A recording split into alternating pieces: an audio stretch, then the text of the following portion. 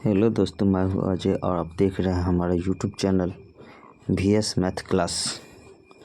VS math class में आपका स्वागत है।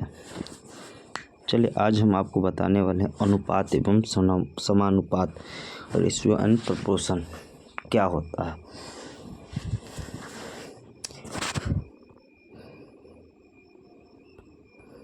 रेशियो जिसको हम कहते हैं अनुपात, ठीक।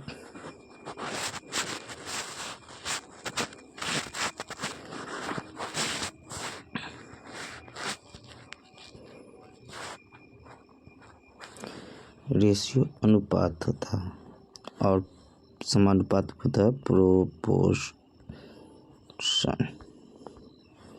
प्रोपोर्शन का मतलब होता है समानुपात, ठीक।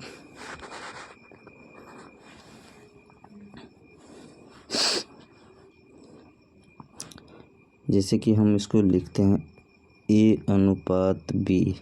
ये जो चिन्ह है, ये जो चिन्ह आप देख रहे हैं क्या है? अनुपात का चिन्ह है। अनुपात का अनुपात जो होता है, रेशियो होता है, इसका कोई मात्रक नहीं होता, कोई मात्रक नहीं होता है, ठीक होता है। अनुपात जो है, ध्यान दो, अनुपात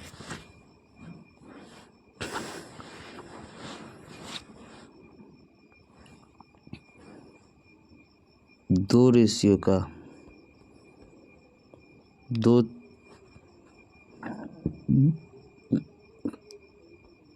चीज़ों या दो चीज़ों के बीच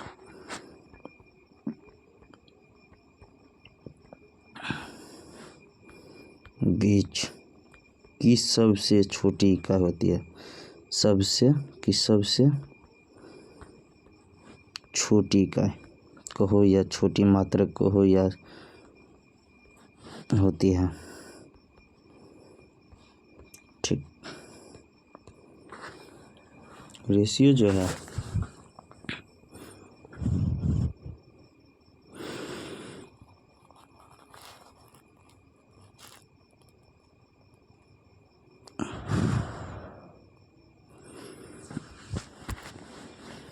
रेशियो को हम A/B जो है,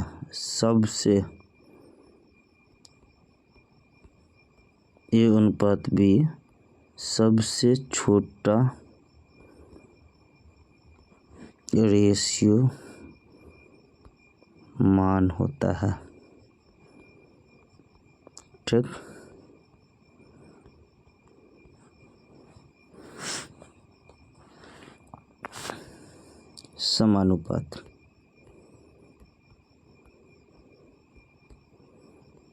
समानुपात जो होता है, जो अनुपात A का B के साथ है, वही अनुपात क्या होगा C का D के साथ।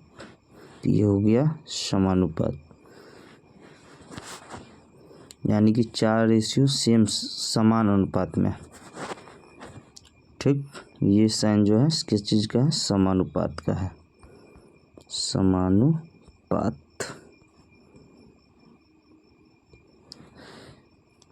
पहला है मध्यानुपात। मध्यानुपात से पहले ये देख लो,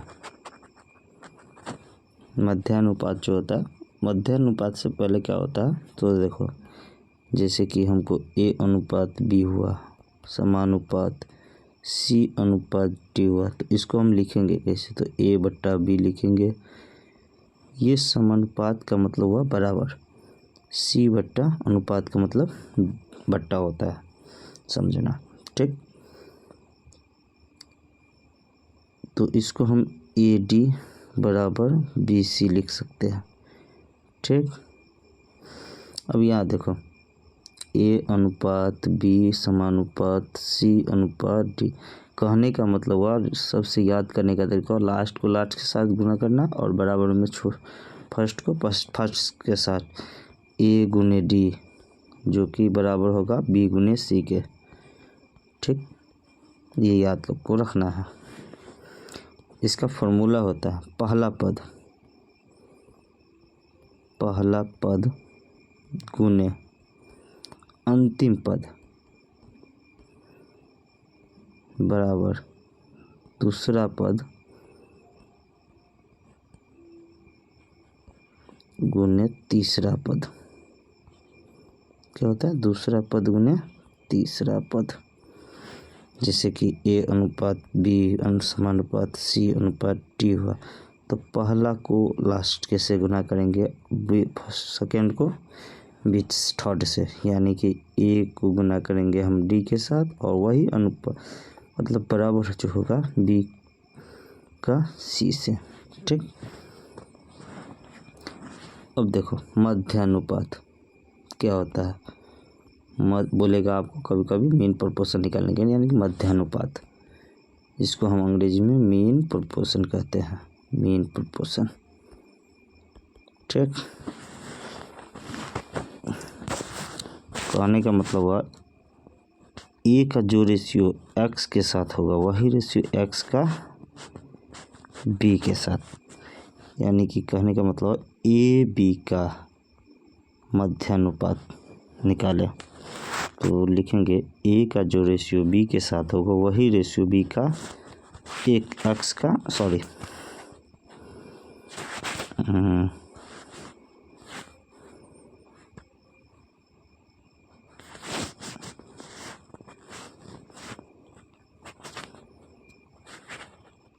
कहेगा। देखो इसको पहले इरेज करने दो।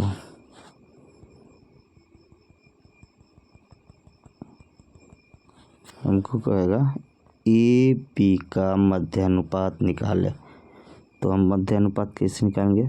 जो ए का रेशियो एक्स के साथ होगा वही एक्स का रेशियो एक्स बी के साथ होगा। ठीक, तो एक्स स्क्वायर यानी कि बीच वाले को बीच से गुना करते हैं और लास्ट वाले को लास्ट से, ए गुने बी, यानी कि एक्स मध्यानुपात जो होगा एक्स बराबर जो होगा ए गुने बी अंडर रूट हटा इधर, स्क्वायर हटा रूट लगेगा, अंडर रूट ए बी, ये मध्यानुपात हो गया।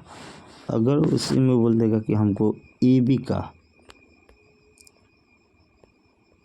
का तृतीयानुपात निकालो, तो हम क्या करेंगे? यानी कि थर्ड प्रोपोर्शन कैसे निकालेंगे? तो देखेंगे ए का जो रेशियो बी के साथ होगा वही रेशियो बी का सी के एक्स के साथ होगा।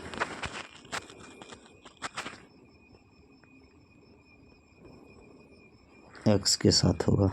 ठीक,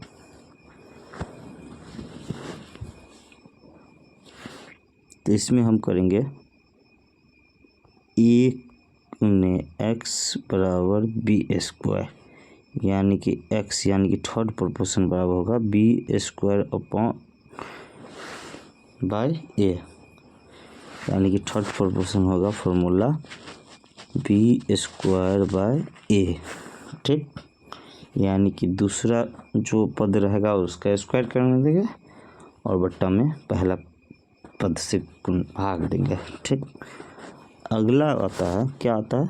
चतुर्थ प्रोपोर्शन यानी चतुर्थानुपात, जिसको हम फोर्थ प्रोपोर्शन के नाम से जानते हैं। ठीक, प्रोपोर्शन।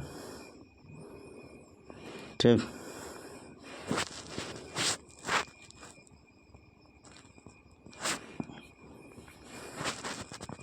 फोर्थ प्रोपोर्शन के नाम से जानते हैं, जो कि ए बी सी का चतुर्थ अनुपात बोला जाएगा हमको निकालने के लिए। तो हम कैसे निकालेंगे? तो हम निकालेंगे ए का जो रेशियो बी के साथ होगा वही रेशियो सी का किसके साथ होगा? एक्स के साथ।